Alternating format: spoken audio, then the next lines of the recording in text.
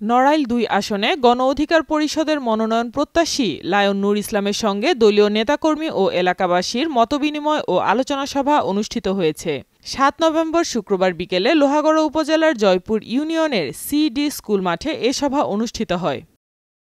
Advocate Abdul মান্নানের সভাপতিত্বে অনুষ্ঠানে প্রধান অতিথি হিসেবে উপস্থিত ছিলেন গণ অধিকার পরিষদের কেন্দ্রীয় কার্যনির্বাহী কমিটির সদস্য এমপি প্রার্থী লায়ন নূর ইসলাম। অনুষ্ঠানে বক্তারা দেশের সার্বিক উন্নয়ন, জনগণের অধিকার প্রতিষ্ঠা ও গণতন্ত্র রক্ষায় ঐক্যবদ্ধভাবে কাজ করার আহ্বান জানান।